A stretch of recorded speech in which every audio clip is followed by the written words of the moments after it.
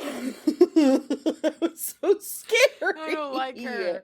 Okay. Why did it do that? What a good start to the Spookysode is. To a Spookysode. Disembodied, frightening voice.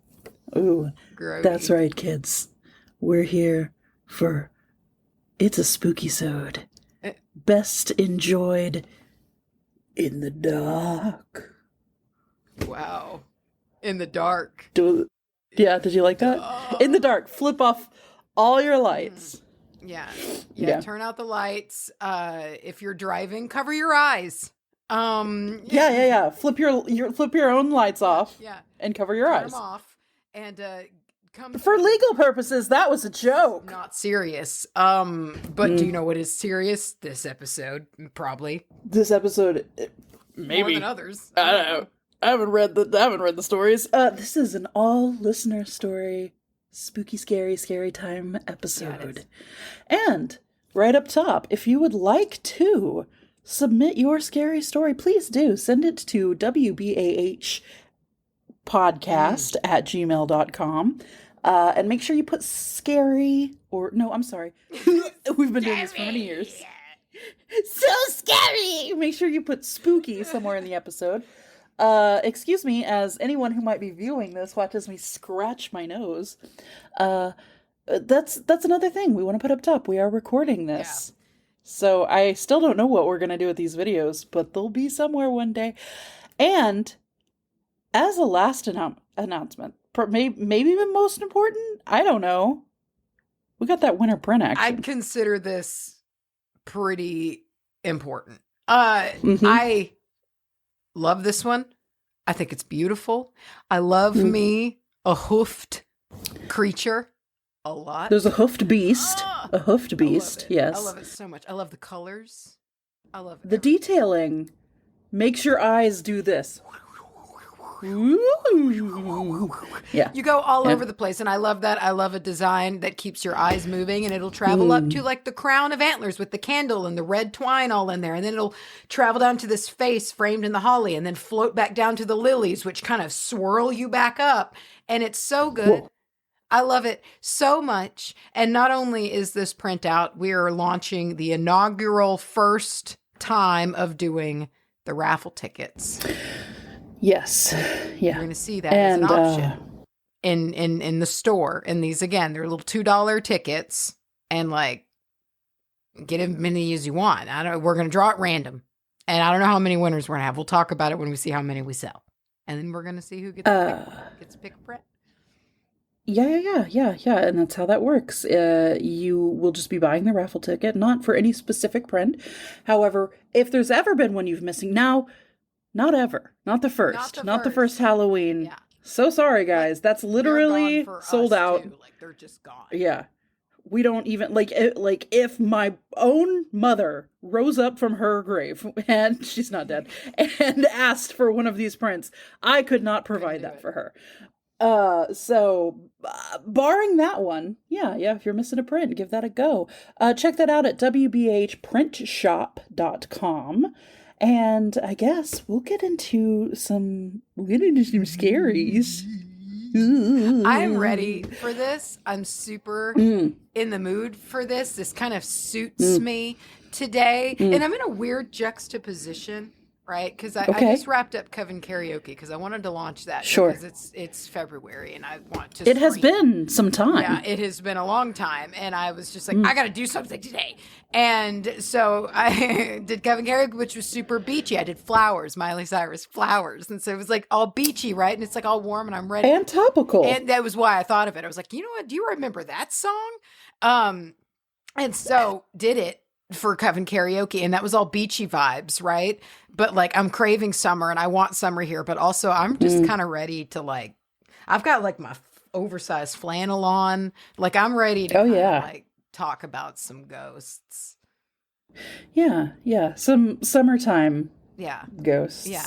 Yes, some summertime sadness, if you will. Summertime sadness. It's Lana Del Rey. I have just been in a trend recently of I'm getting things shoved in my face. just that can you guess that this song is it's 10 years old now? You know, like those types of things. Or like, can you even believe that Lord of the Rings came out 45 years ago or whatever? And I've just been humbled. Closer to death. Yeah. Everything you once loved is gone. And I just any song that is more than 1 year old makes me a little bummed right now. But let me pull up. Yeah, I'm ready. We've got some the hot, stories. fresh, baked stories. Some of them not so fresh because we're working through a back catalog too. So like some of these, been around the block. I'm ready. Oh, around the block. Now I have to re-pull mine up because as soon as I got these assembled, I dipped out of the room and I closed it and I was like, well, never thinking about that again. So let me re-pull those up and position your face so it's right next to these stories. That just about works. Good. Now, shall we continue on with me reading the purple stories and you reading the yellow stories? Because I know you like the yellow on your eyes. I do like the yellow. Or we could flip something. On my eyes. I'm totally down with that. Okay. All right. And just so you know, this first one's a little short. And then I think you've got 2 long bangers back to back, but it all evens out. Okay. It all evens out because there's okay.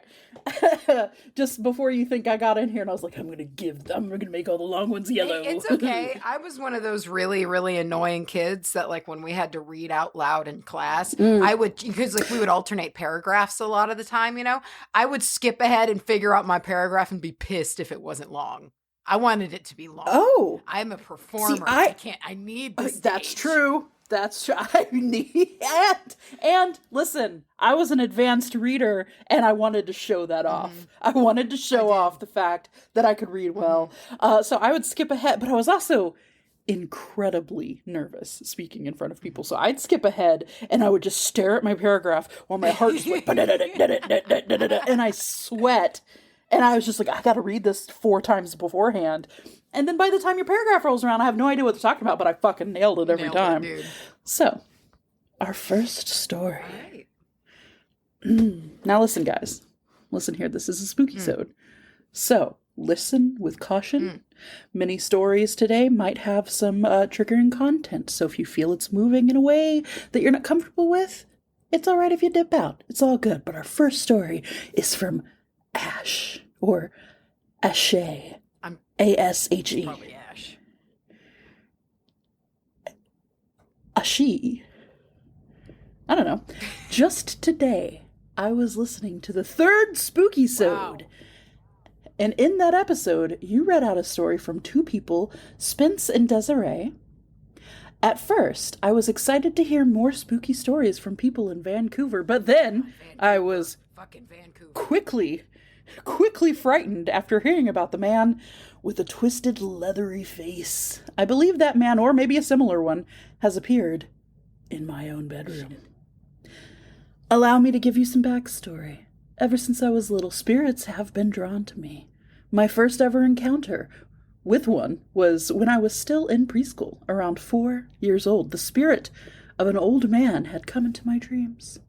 I was in a playroom with some toys, and he joined me. I didn't realize at the time, but I must have helped the man move on. Now, years later, I'm still visited from beings from beyond the veil. I work with Anubis, and I have been described by others to bring a sense of warmth and security. So I suppose this makes sense. This is important to bring up because it directly relates to the strange man. Actually, scratch that. He is more of an entity than a man. Because of my close ties with spirits, I am hyper-aware when one is around me. Never mind when one enters my space. However, this entity, I was unprepared. I was around 14 when it happened. I was setting up for a spell, so I decided to cleanse my space and all the mirrors in it. I was just finishing up when I saw him in the reflection, walking up to me from behind. I only saw him for a split second, but I'll remember it for the rest of my life.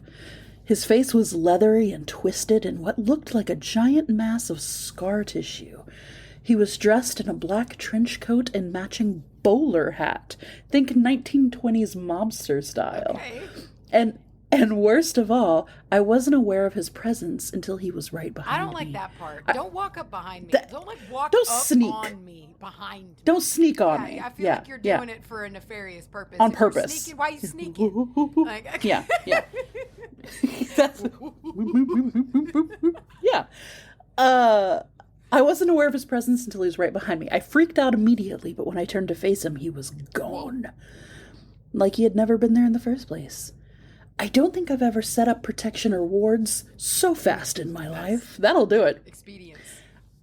I recently shared this story. I haven't really, shared the story with anyone because just thinking about it gives me the chills. Even as I write this, it feels like he's staring over my shoulder. He might be, silent bastard, watching, waiting. I know my wards will hold strong, but I am afraid he'll somehow break through. And yeah, that's basically the whole story, but I've been thinking about mentioning it to other witches or maybe paranormal groups to see if anyone can give me some insight onto who or what it might be. You gotta, give him, a 1-2 punch right in the fucking nose. See, nose. Get out of that's here. aggressive. Well, talk to him first. Someone's coming up on behind you in ethereal, a non-corporeal fashion. It could be one of those things you forget, though, when we pass on. Add it to the list. Maybe you forget you're not supposed to just up on people until they see you. Maybe speed works different here, and maybe so he's a lot faster. I don't know. He's yeah, on the thing at the airport. The slightly faster. Sidewalk, yeah, and which I always take. I always take, and I watch people who walk, and I feel like we end up there at the same time. I don't think, to me, it's just a novelty. I mean, the airport is a soul-sucking machine, and at least I get to do the moving sidewalk. That's all that I get. A little bit of fun. It's goddamn, I gotta have something out of that experience, you know? I gotta have some wonder. Yeah. Oh. That and, the worst, warmest beer you've ever had. Mm-hmm. And, a pretzel from a pretzel machine. Listen, I'll take, they get you to a point to where you'll take anything. You'll take anything. Yeah. They breadcrumb you with serotonin. Remember that tea angel? Do you remember the tea angel? The London fog angel? Gosh. So special. I think about them sometimes, and I'm just like, they really used some magic.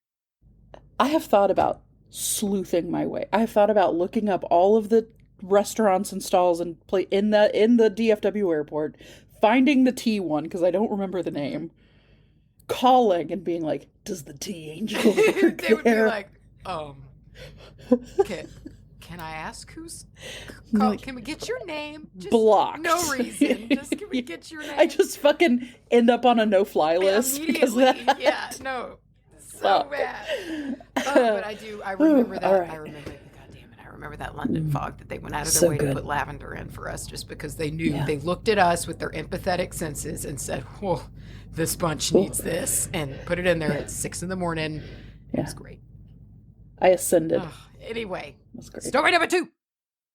Oh, which ironically starts off story number one. Yeah, so this was sent in by Nat. Alrighty. A bit of background. My family is Christian, and I grew up under the heavy influence of those practices. Even now, when I mention how this religion came to life, I get immediately silenced by my Nan, who, by the way, is witchy as fuck herself, but will never admit to it. To be honest, I'm just glad she accepted my conversion to the natural beliefs, and I still love her dearly. When I was a kid, around age 7 to 9, we used to live in a lovely little village on the outskirts of...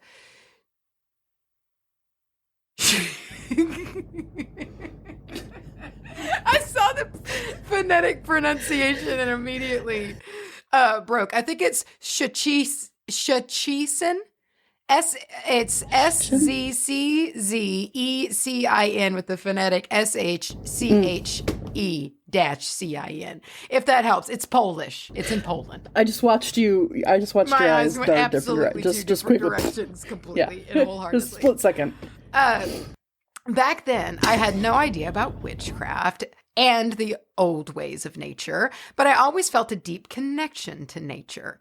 Even when a wild boar chased me up a tree. Them bitches are fast. They really are. They're so Hogs scare scary. me more than anything. So scary. In the woods.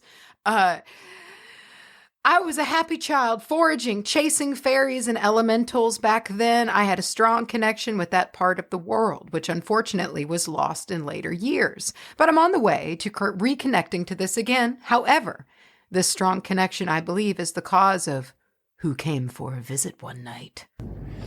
You see, despite having a strong connection, I never had lucid or prophetic dreams. Same. Until that night. Oh, until that night. Tonal shift. Until that night. He, at least that's how he presented himself to me, came to me when I was asleep. He is death. The dream wasn't scary at all. I actually felt somewhat reassured. Let me set the scene for you.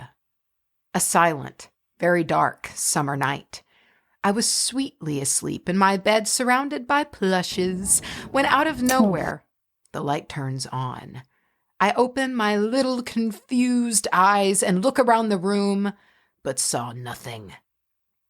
I hear a mechanic click of a keyboard. It was early 2000, so I had an old PC with a chunky screen and a very hard typewriter-like keyboard. The desk on which my PC stood was behind the head of my bed. I can see this bedroom. This is such a bedroom that I can see right now. I turn around to see what it was. Maybe my cat, Wiggy, decided to have midnight zoomies. But Cute. That wasn't the case.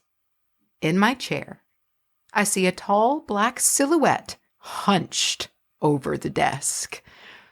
Don't hunch. Don't add it. Don't add hunch. that one on. You know what? You got ghost bones. Fix your posture. You don't. Yeah. You don't get tired muscles. No. Sit up straight. On. One of his arms was extended over a keyboard, and I see a skeleton hand trying to tap the keys with a single finger. Why is that so funny to me? It's so scary. Ew. It's so horrible. Oh, but it's so funny just trying to imagine him trying to figure this out.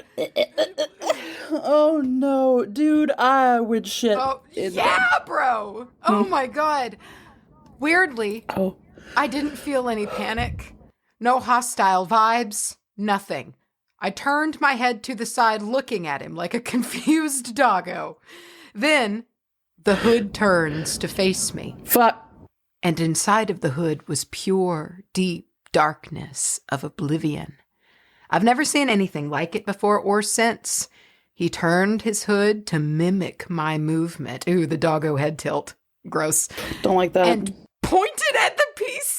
He just wants IT help. That's all. He just needs to fucking help. How do I play The Sims? Oh my God. This email says I have to send to 6 other people or my money's going to disappear.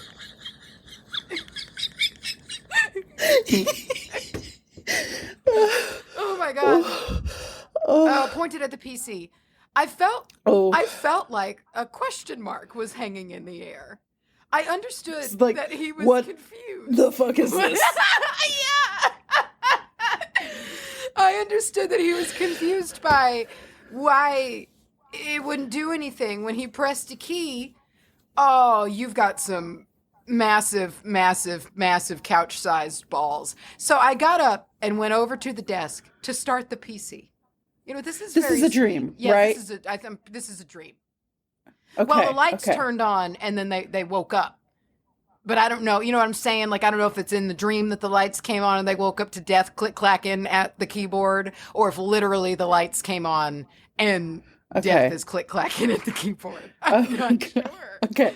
I at this point, I'm thinking the only way I would ever do that, get up and go over, is if it was a dream. See, I never would. If it's me in any of my dreams or me in real life, there's a me-shaped hole, and I am running through the countryside. Gonzo. I'm gone out of there. I went over there and over to the desk to start the PC. He gave a shrug, or he gave like a shrug when the screen came on like he'd never seen one doing so. Then immediately hunched over me to look at the screen. I ended up teaching him how to use a PC, surf the net, and work office programs. It was almost like death decided to follow humankind and move all of its records to an electronic format. At least, that's partially what I choose to believe in. He never came to me again.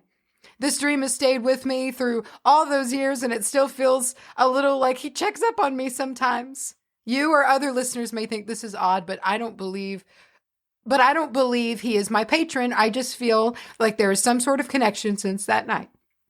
This feeling never went away.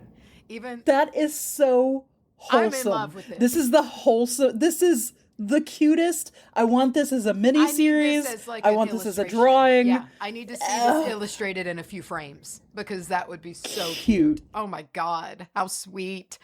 The shrug is my favorite. Huh? You may ask, this feeling never went away, even through all of my atheistic years, and I hope it never will. You may ask, why do you want to be connected to the death of all, to the death of all entities in another realm?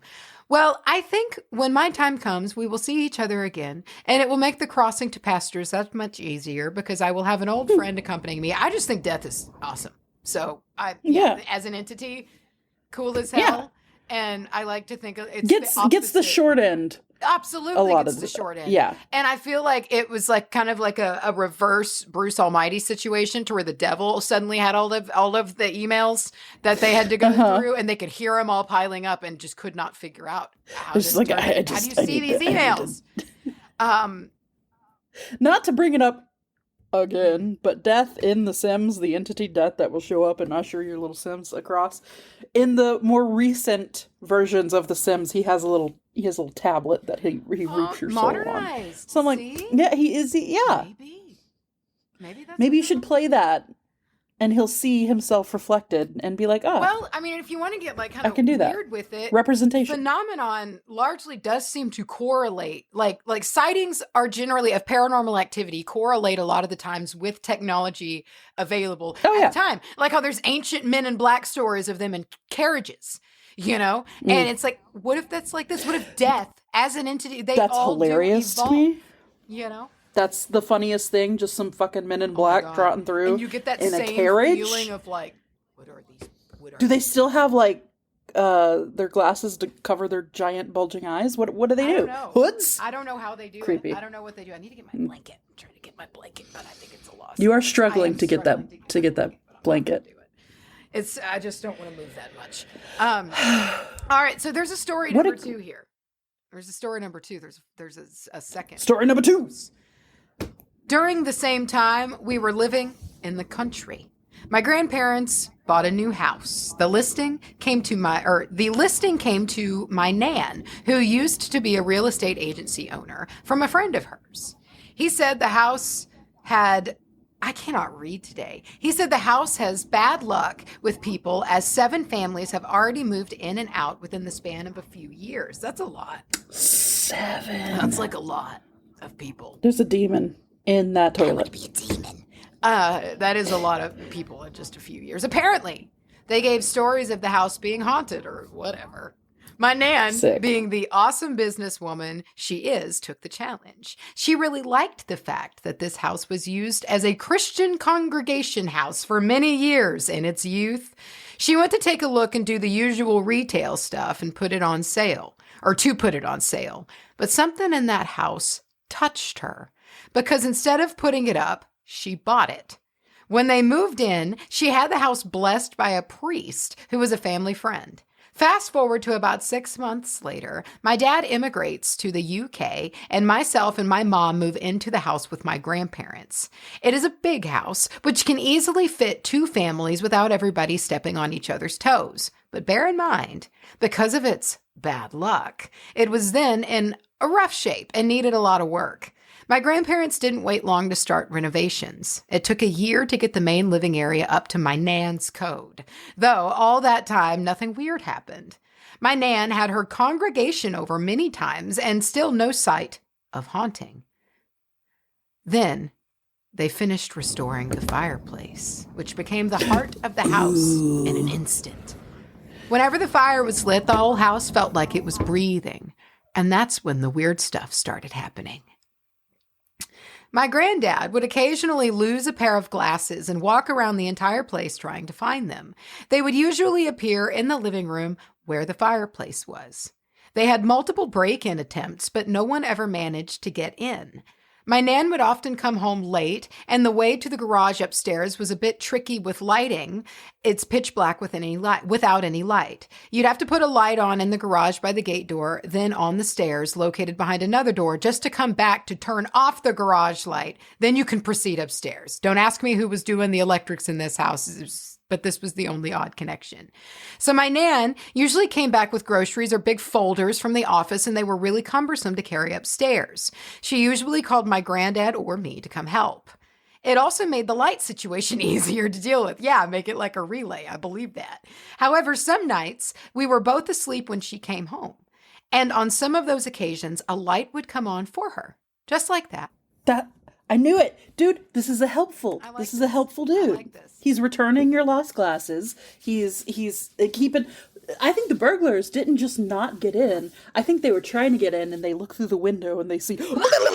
and they run away. Yeah, he pulls like a Beetlejuice and like opens his mouth up and his eyeballs come into his throat. Yeah.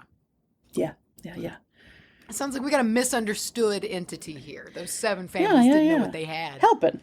He didn't... Listen, you don't know what you got till it's gone. There it is. I mean it. And light came on. Fast forward again into several years later. Now I live in the UK as well and often come back home for visits. One time I was in the house alone for a week. Each time I went to bed, sometime after I would hear footsteps going around the house, slowly, stopping in certain areas, including the closed door to the room I was in. Just to slowly walk away. Down the stairs. Don't like that. And fade away. Don't like that, though. After that week, I knew for sure there was a spirit in this house. But to our family, he became a guardian. He likes us and allows us to be there.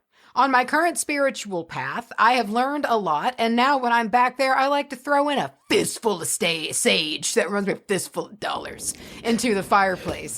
It always feels like he's smiling and enjoying the treat. I have also recently picked up a pendulum, so perhaps I will attempt to contact on my next visit. If it works, you may have another story coming if the spirit is cool with sharing. Let us know. Story number 3. We got a third one. Third and final. This was a thick buy. Just a warning. This may be a trigger to some, so please don't continue if it gets too much. About 5 years ago, I was on my last year of university. And I love how y'all call it a university. It sounds university. Nice. Uni. It's great.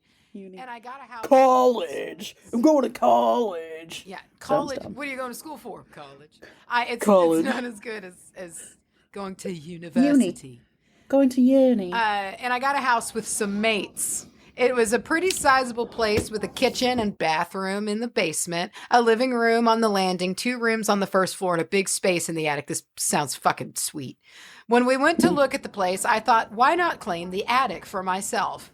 I get that. Hell yeah. So understand that. I always wanted one. Me too. But the moment I placed my foot on the top step, there was a wave of darkness that came over me. It was a disgusting feeling of aggression and brutal force, and only the universe knows what else. I immediately turned around and said to the others, "You can have it. You can have it. I didn't need it. I'll get the next one." Downstairs. Yeah. I knew that they were the kind of people who didn't believe in the paranormal, so I didn't mention it to them. A week goes by, and we move in, doing all the necessary fixes and giving the place a fresh coat of paint. Months go by, and one of the roommates from the attic decides he wants out and leaves me with the other guy. Let's call him R. We end up hitting it off even before the third moved out. However, this relationship didn't last long. The moment I told him yes, he began abusing me psychologically, wouldn't leave me alone, started acting erratically, wouldn't sleep, and barely ate. We would argue all the time. There wasn't a moment I wasn't under his observation. It was a nightmare. 2 months go by, and I was exhausted with all of that behavior and thought maybe he needs someone friendly to keep him off me for at least some time. So we agree that his cousin will move in with us. He was to take the attic. But in the meantime, as he was more of an outdoor animal, he would sleep on the sofa downstairs. I was mistaken, gravely mistaken to suggest this. R became even worse, completely out of control, and on top of that, jealous AF. Not that I gave him any reason to, it was all him. It came to the last day I was at that home with R. One night we were arguing and he grabbed my arm a little too hard.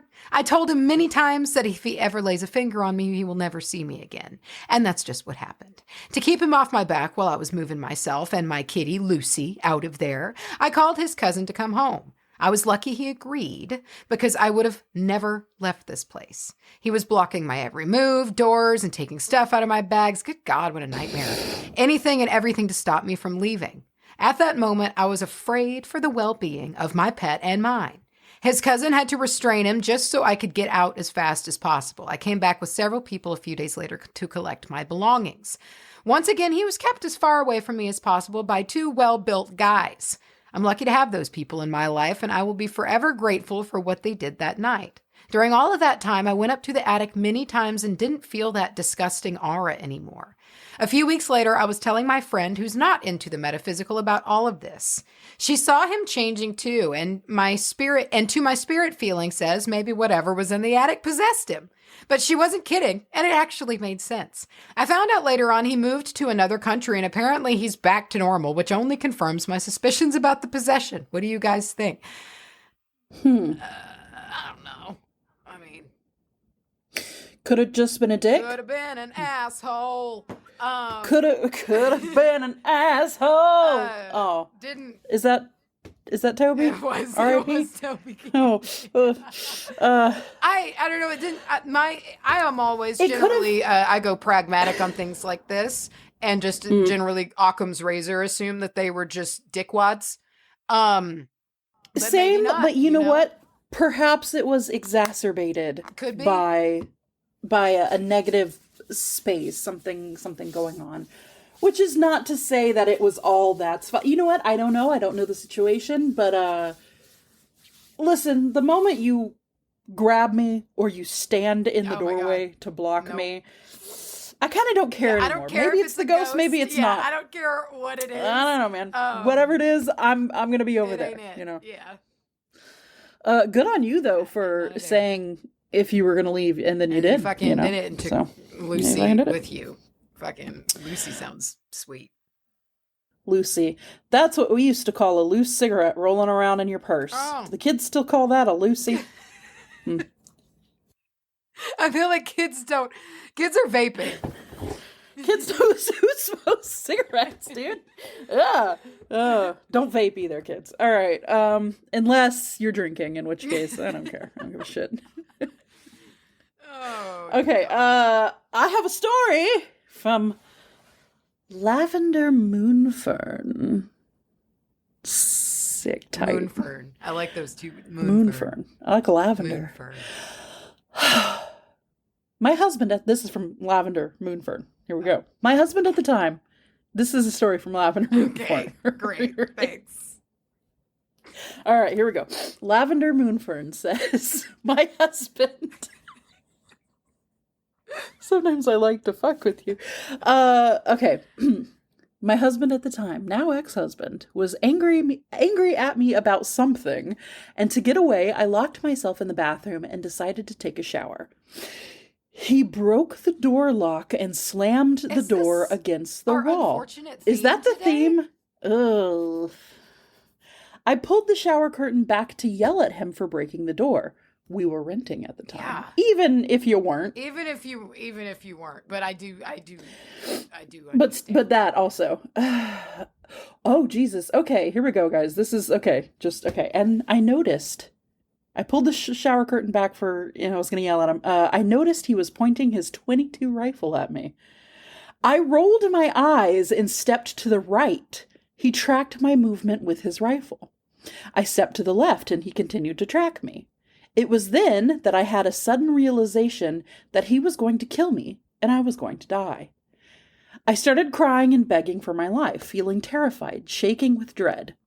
I was waiting for the pain of a bullet when suddenly I was ripped from my body and watched the scene unfold from the ceiling. I felt absolutely calm. There was no more terror.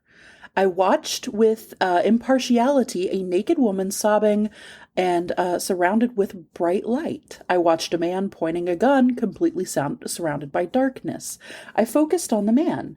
I could see his finger on the trigger, and he started to squeeze. But he hesitates, and I'm slammed back into my body, and I feel myself fall to the floor of the shower.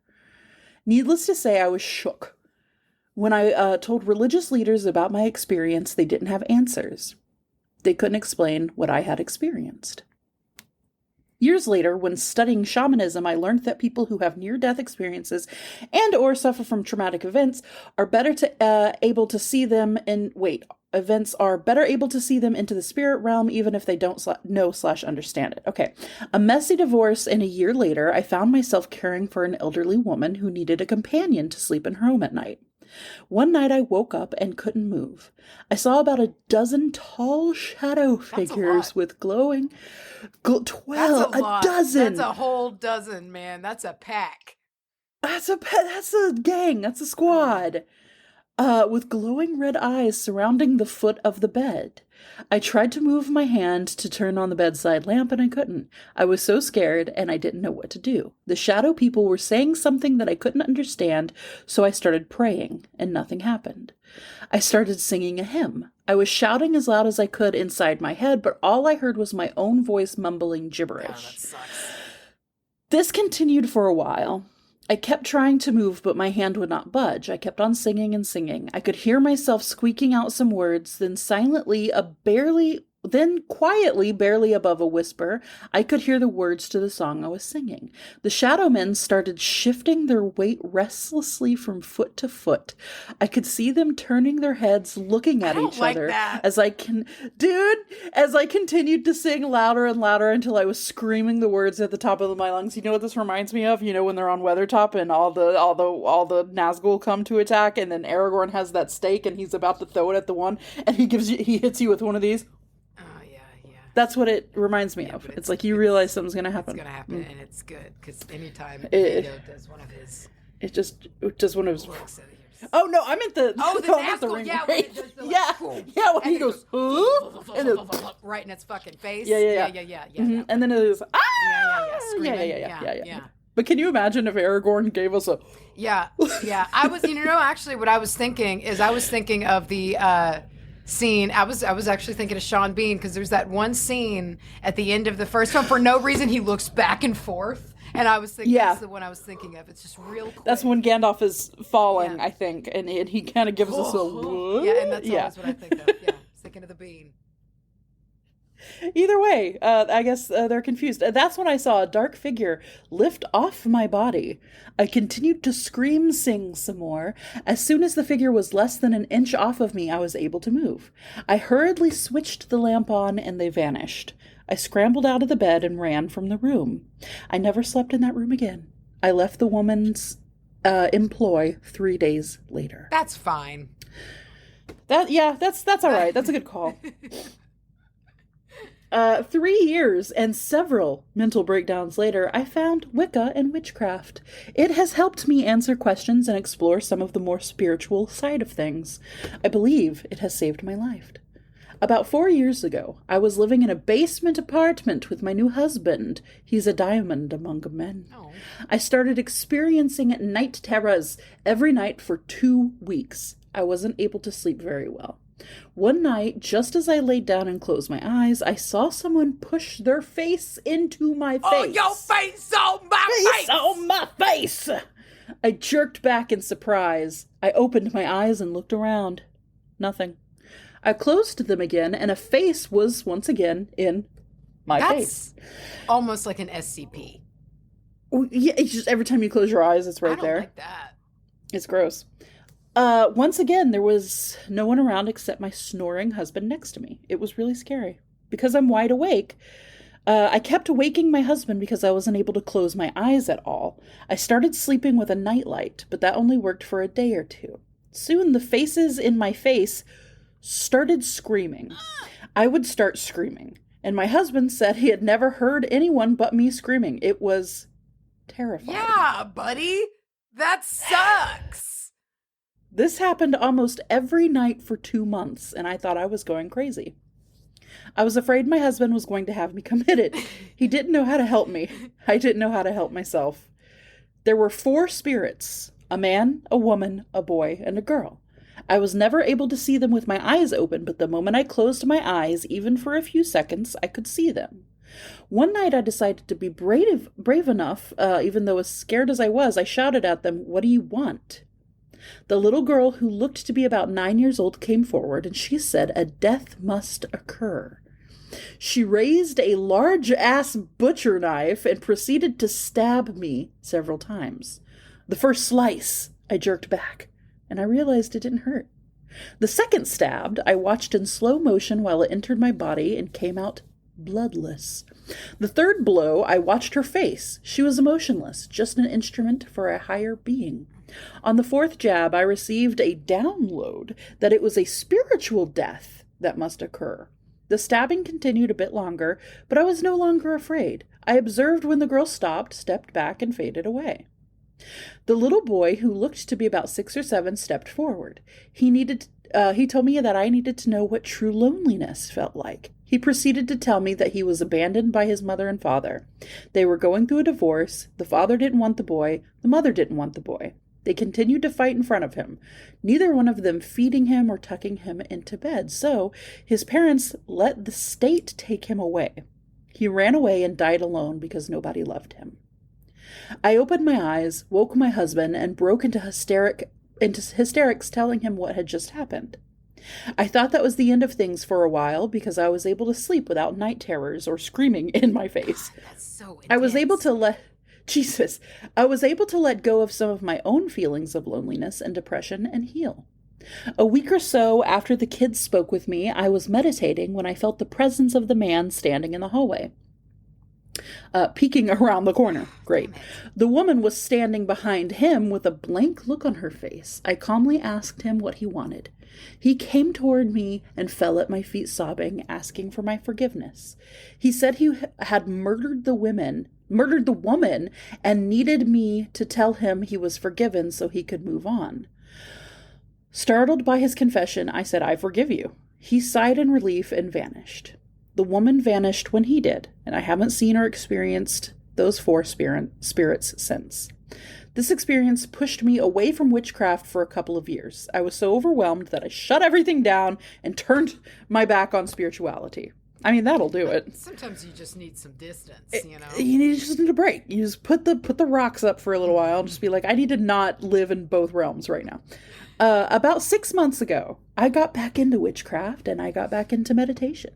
I was welcomed back by my spirit team. They had been waiting for me and watching over me while I needed a break. They told me I needed to put protections around my house and do some protection work. I, being the fool and eternal procrastinator that I am, just kept putting it off. One day, I wasn't having luck going into a trance. I felt restless. The crystal I was holding wasn't keeping me grounded. But I don't know, I can't read today either, dude. I feel like, A, I don't have my glasses on, but B, I feel swollen shut with my eyeballs. So it's hard. Okay, the crystal I was holding wasn't keeping me grounded, but I was trying to force myself to meditate. I was relaxing into nothingness when I heard a knock. I opened my eyes and got up. There was no one at the door.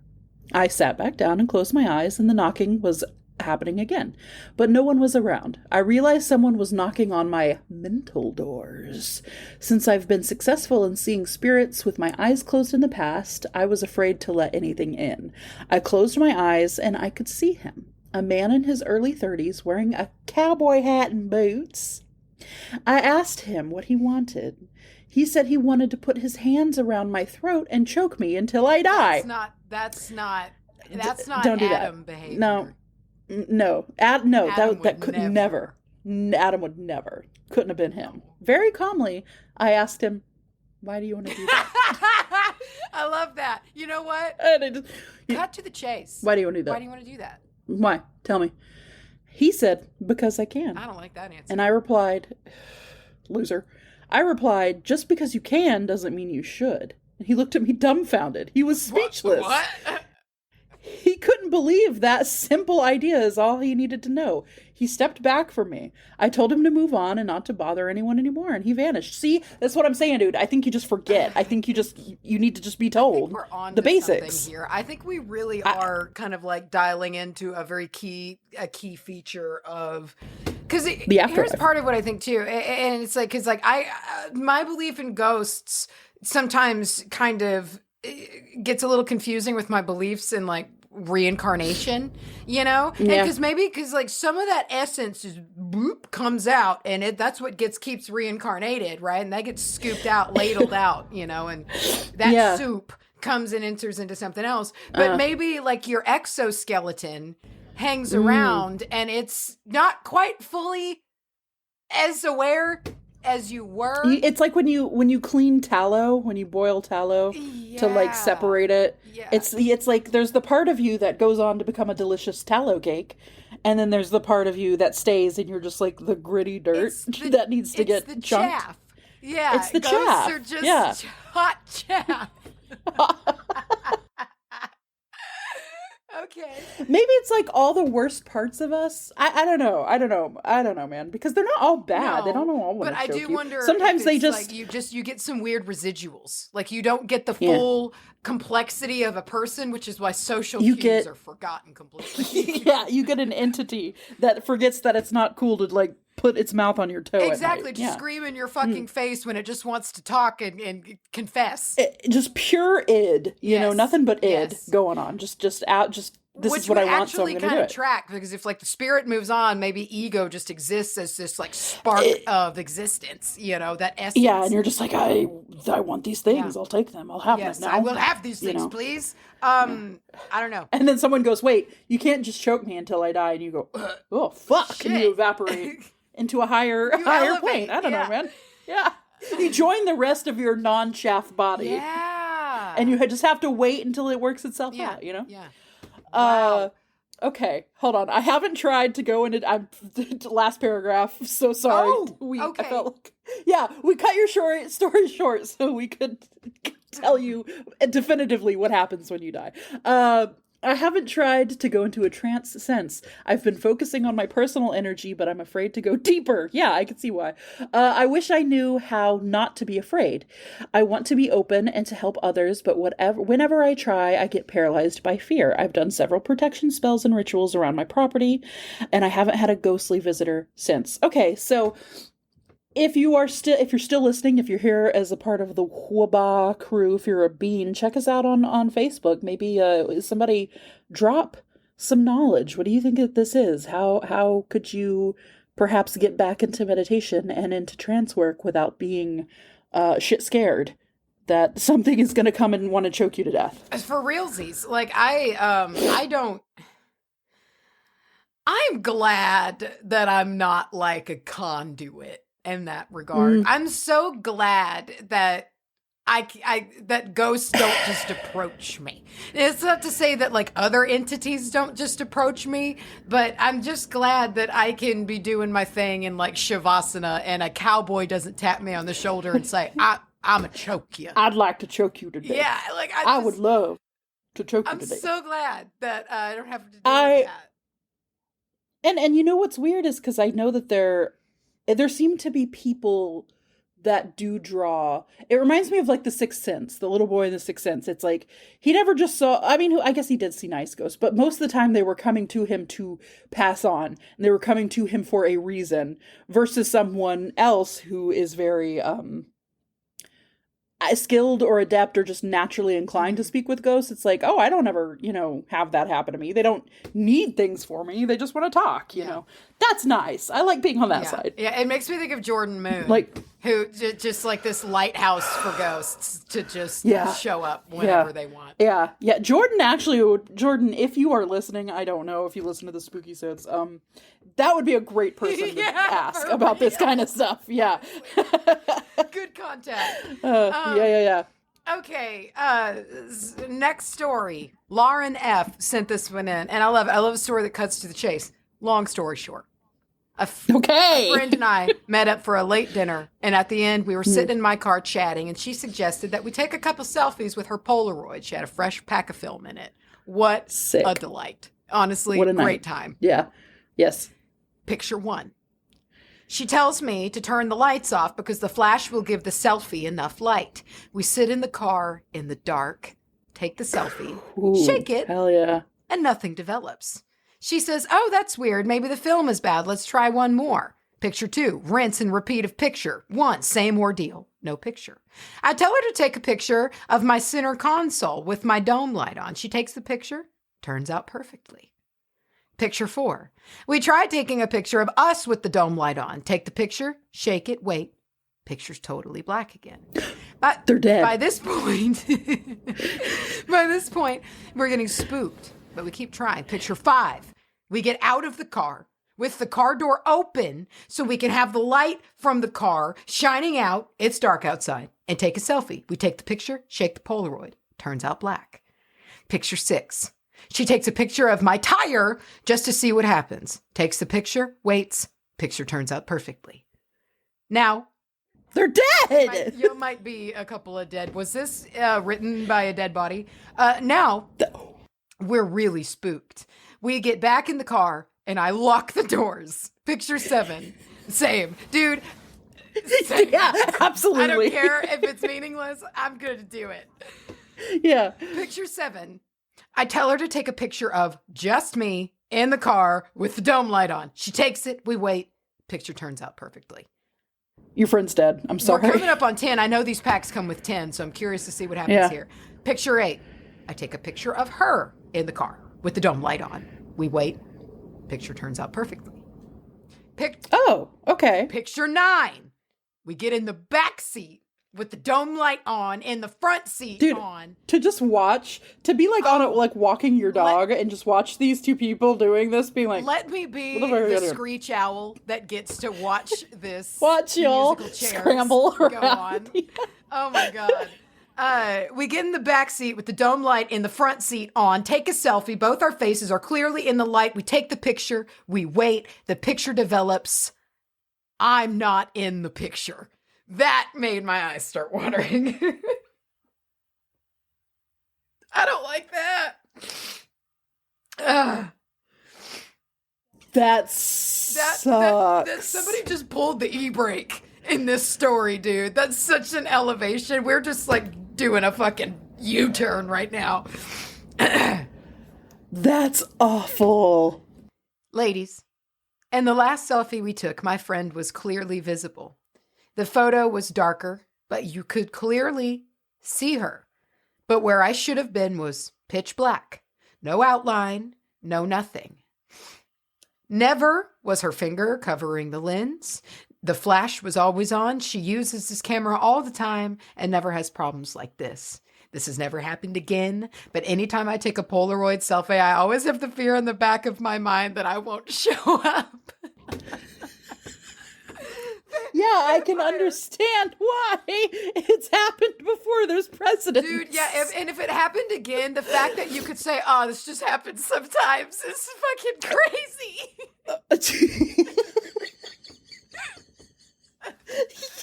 Yeah, it's just, you feel like you go to a doctor and you're like, do you know why this happens about 50% of the time? Dude, why? I just don't show up and... Really creeps me out. That escalation. That made me want to puke. I didn't expect it. I expected them to both be gone again. Both of them. Yeah. When you were like developed, and I was like, it's gonna say it developed nothing, and you were like, I wasn't in the picture. Oh God, creepy. Oh wow. Okay, all right. Oof. I have a story from listen, this is one of my favorite names, Juliet. Juliet. I love the name Juliet. It's tasty to say. Juliet. It's juicy.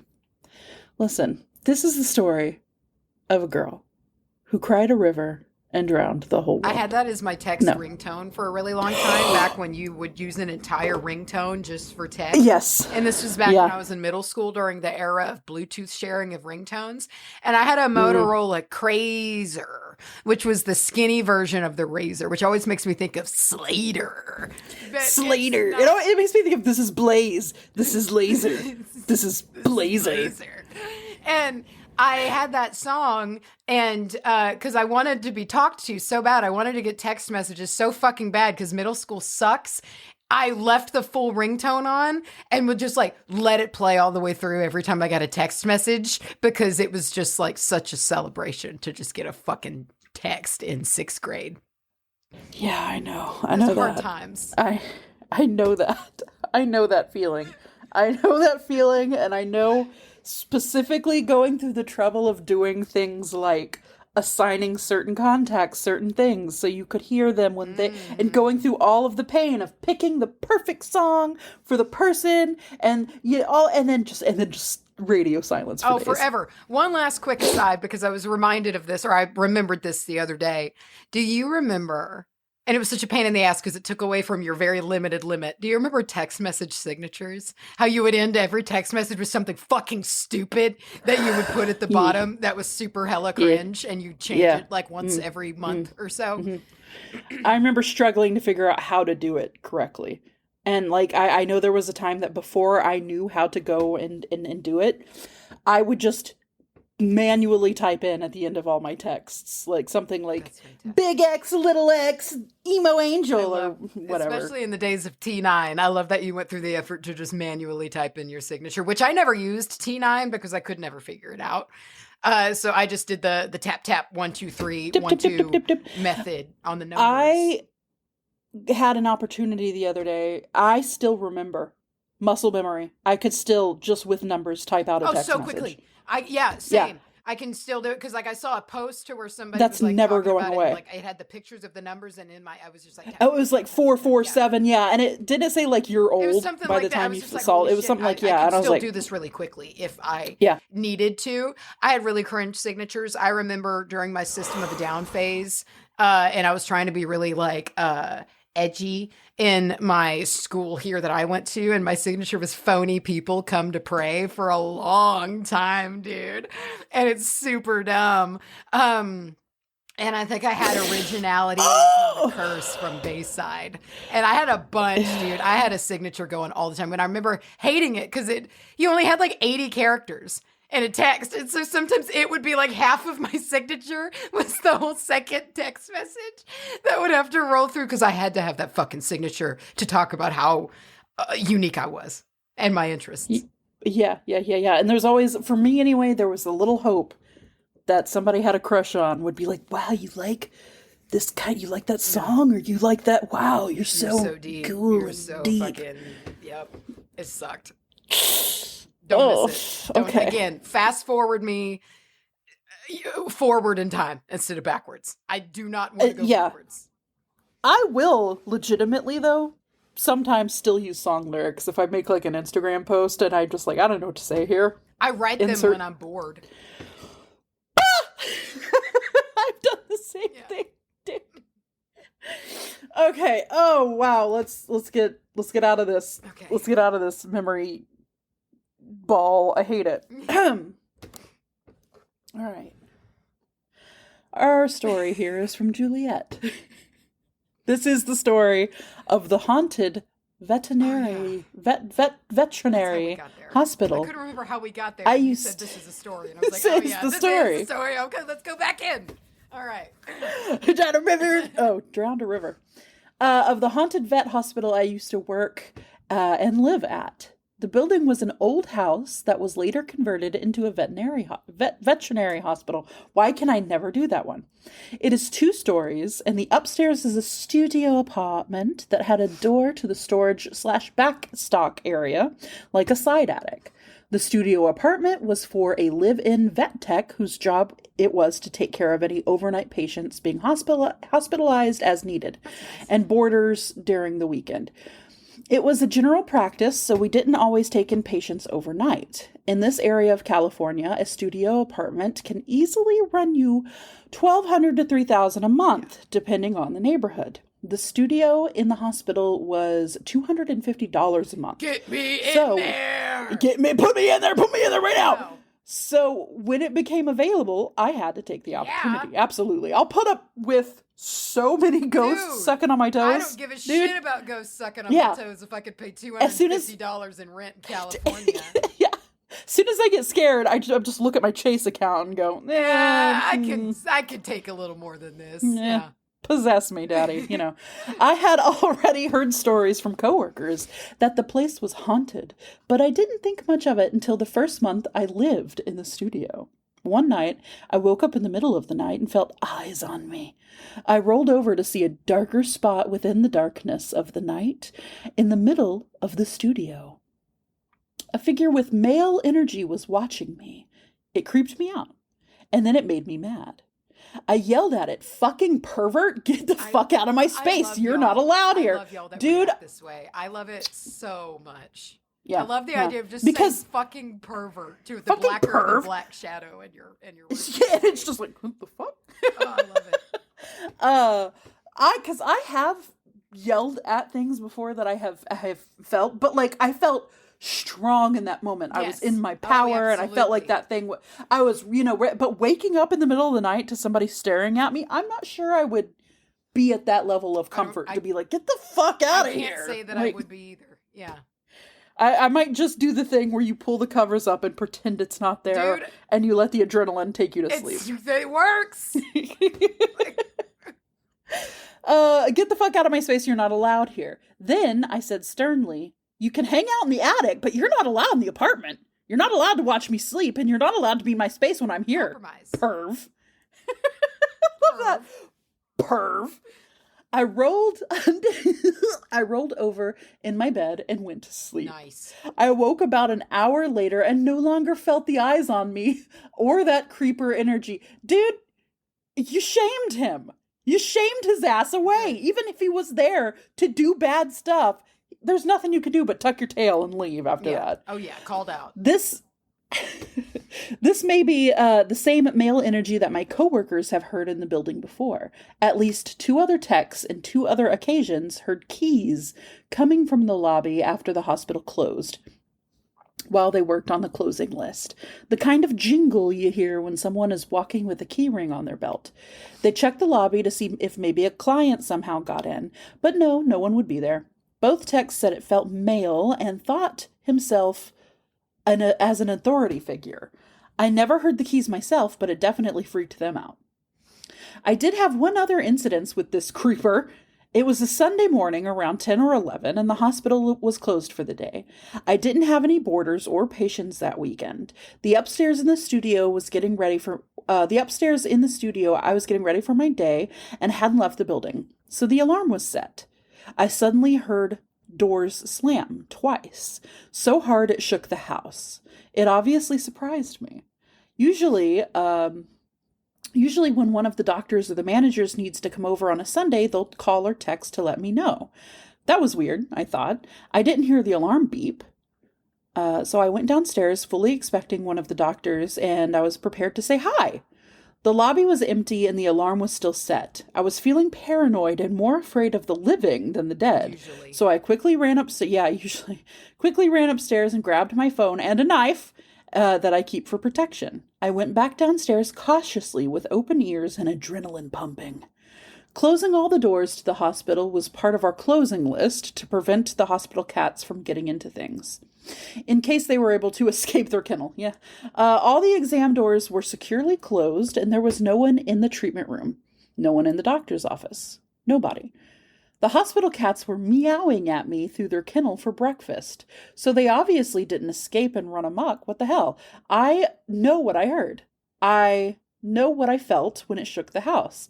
I even checked outside. Maybe someone was trying to use our parking lot and hit the building with their car. Nope, all clear. I tried so hard to rationalize what had happened, but nothing made sense, except for that freaking creeper male energy. It creeped me out, but it also kind of excited me. I saged the hell out of the apartment and salted the door to the studio in the attic. As I did, I spoke out loud, I don't know what or who you are, but you are not allowed in this apartment. You do not scare me. You can hang out in the attic and downstairs if you want. You can hang out in the attic. You can hang out at these 2 places, but you can't touch me or be in here. I didn't have any other visits from this energy again. The attic was a spot that I'd hear the most thing. Okay, so he moved upstairs. Yeah. The attic was the spot I'd hear the most things. It sounded like things were being moved around or dropped. There were times when I'd hear a woman laugh and talk from the attic. She was quite chatty in there, and at least twice I had to yell, "Oh my God, shut up, I'm trying to sleep." The building didn't share walls with any other businesses. I tried to rationalize it by saying maybe someone was walking on the outside of a busy street, but clearly it was coming from the attic. Even when the hospital is open, you can tell the difference between voices coming from the street and voices from within the building. Voices I'd hear, "Hush, hush, shut up." I'd hear the woman mainly at night after the hospital would be closed. This female energy seemed friendly. She had never bothered me in the apartment.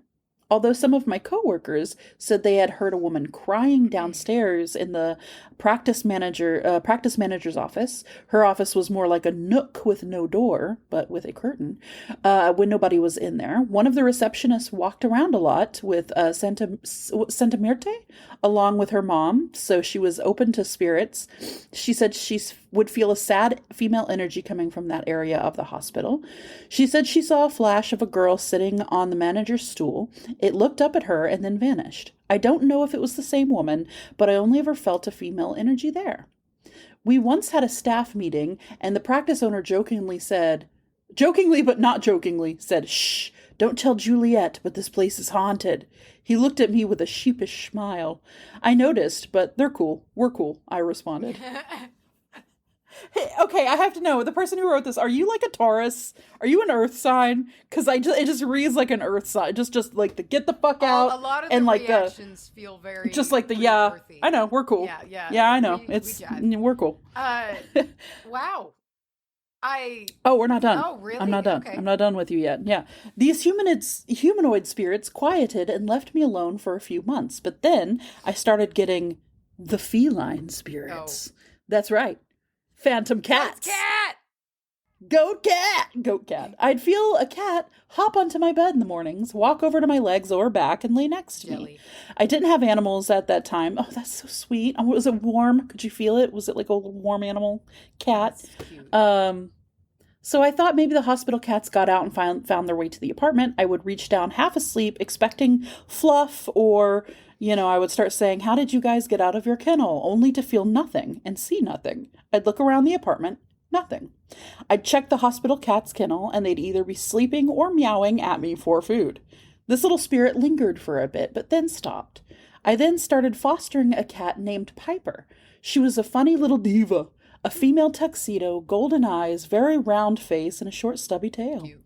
The activity started happening again, and I thought it was Piper jumping onto the bed, but no. She'd be sleeping either in the shower. Why do cats love the bathtub? She'd be sleeping either in the shower or in her other favorite spot, under my desk. This particular kitty spirit liked to sleep on my back. I'd giggle thinking it was Piper trying to wake me up for breakfast, but I'd roll in bed only to find nothing there. On top of all of this, I'd see white flashes or streaks of bright light flying around in my peripheral, so much that I had to get my eyes checked out. Found out I had astigmatism, but otherwise my eyes were all good. The flashes stopped when I moved out. I then met and fell for a handsome man who can cook a mean spaghetti sauce. Ow! I swear he must put a love spell in that sauce, because after 4 months of dating, I gave up my cozy haunted studio and moved in with him. Red sauce. He had a nice little house. Red sauce. A love spell. It'll get you saucing. You know what I mean. Yes.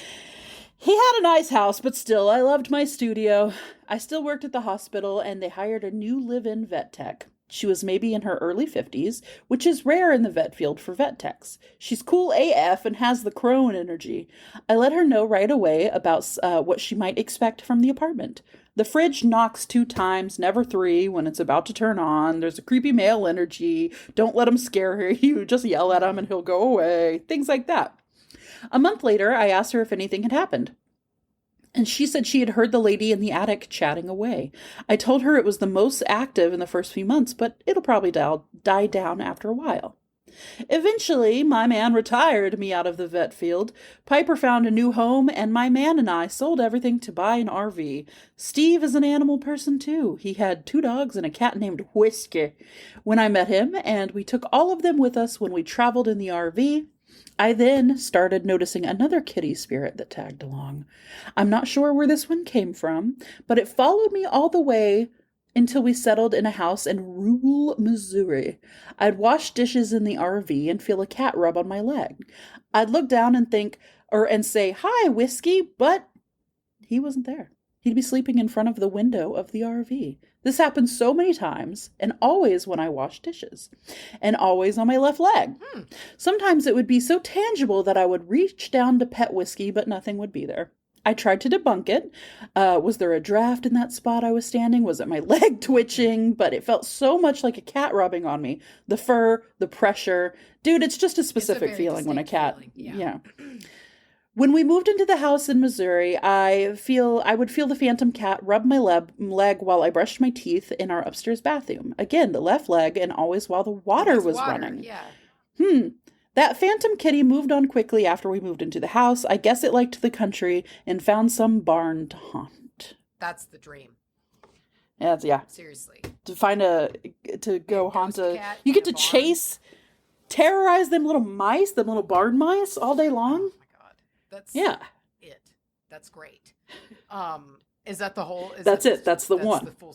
That is this, and that is it. And that is Juliet. All right. I think I've got the last one today. From a friend of the show. It seems. So this was sent in by a friend of the show, Liz. So to preface this tale, I am no native. Hold on. Can I just ask you here publicly, how good is that hair oil that she sent? Oh, dude. Did you get some of that hair oil that she made? I'm putting it on my whole body. Liz, thank you. Yeah. It's awesome. Yeah, okay. Go on. So here we go.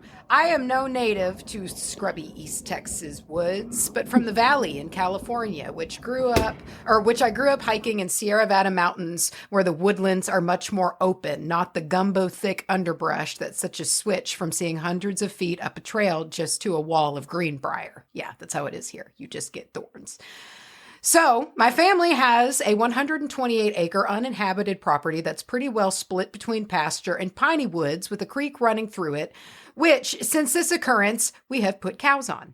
Now the creek, which is about 15 feet deep on average and has only one steeply graded crossing point, has some lore regarding how it was unfortunately used as a body dump site over 150 years ago after a local slave rebellion resulted in the murder of so many people that a creek was clogged off. That's fucking horrible. Clogged off. That's awful. For years afterward, the real old-timers would say if a bad storm rolled in and caused the creek to swell, remains could be found downstream or uncovered from the banks. I have not found documentation or records that confirm this, but nevertheless, that is what is said. Okay, now, on to my experience. Grody. I had a gap year when I was 20 before starting nursing school, and this left me with a lot of time to explore the property. I'd always take my .22 rifle just in case I saw a moccasin or a coyote. This particular afternoon, I went to go wander around as per usual, but decided to cross the creek to give some nose scratches to a neighbor's horse.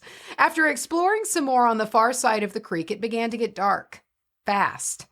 I began my way back across the 15 acres of pasture, but heard skittering behind me, just a few feet into the thick underbrush. I looked to see if it was the horse or a flock of birds, but it was nothing. Walking further, the skittering and rustling continued, following me. I looked back several times until the noise was parallel to me. The noises seemed to be bouncing between the bushes, forest floor, and the canopy above. The last time I stopped and approached the edge of the woods to look closely, hoping it was a flock of sparrow or something equally benign, but there was absolutely no movement. I shouted at this time, "I have a gun and am well practiced. Leave me be." in case it was a vagrant person just wandering. We had this issue later in time where they actually cut the fence and set up camp, but I digress. No response. My skin crawled as the noise began again, but this time it went ahead of me near the break in the bush where I would have to... I don't like skittering. Yeah, skittering. Where I would have Skittering. where I would have to crawl into the muddy creek bed 15 feet and come up again. It was nearly twilight now, and my light fading fast, so there was no time to dawdle. I shot around into the far bank to scare off, hopefully, whatever animal was hoping whatever animal I was hoping was making the noise. The noise stopped. When I tell you I think I only touched dirt a half a dozen times to get across, I mean it. Focusing straight ahead, scared to look around lest I see something, and rustling of the leaves grow louder overhead, as if there were waves of water breaking. I felt in my... Is it that dancing thing? That thing that dances in the trees? Oh, maybe, dude. I am very scared of the tree dancer. I felt in my gut that if I saw whatever was making the noise, I was gone. Booking it through the short passage of woods on the other side, I heard a screech, much like a Nazgul in LOTR, woo, but deeper. It rang as I broke into the pasture. Needless to say, I put my Lamborghinis into overdrive.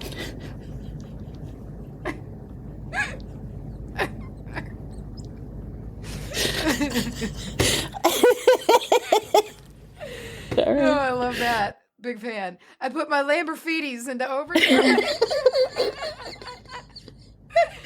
Okay. To get to the fence line and off the property. That night and for weeks afterward, I was plagued by a robed figure with a deer skull for a head that would just pop up randomly and lurk on the edge of whatever setting my dream self was doing. Okay. This was long before I had my witch awakening, so the baddie just eventually got bored, I guess, and left. Yeah. This is not as interesting as I expected. Yeah. No fight. She's not gonna fight me. I have not been back to the property since after dark or by myself, and never to the creek bed.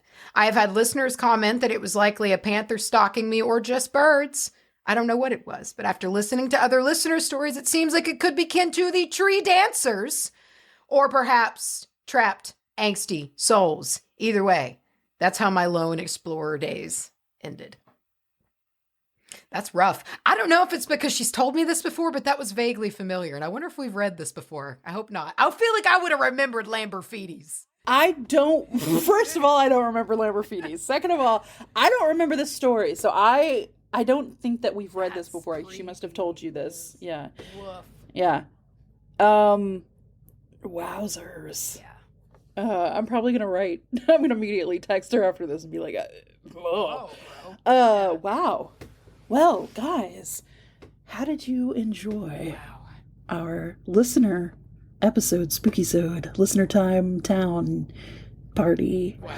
Please send us your spooky stories. Please, please, please send them to wbahpodcast@gmail.com. It can be about anything Whatever you want. Just put spooky in the subject line so we can find it. And be featured on the show. And check out that print. It should be the cover art for this episode. Right? Yes. Yes. Always. And always. It's just going to change for some reason. And check it out, wbahprintshop.com. All of this will be linked below, so you can check it out for yourselves. Check it out, gang. All right. I'm going to go step out into the sun. I'm going to actually take myself a little cleansing shower Do that. at this point. That's kind of, I feel like time. I just need to go rinse off with some sunbeams. Yeah. So. Yeah. All right, everybody. All right. See you next time. Stay in the light. Stay safe. Keep those wards smoking. Oh, tight. Smoke up. Smoke up them wards. Smoke them wards up. All right. And goodbye.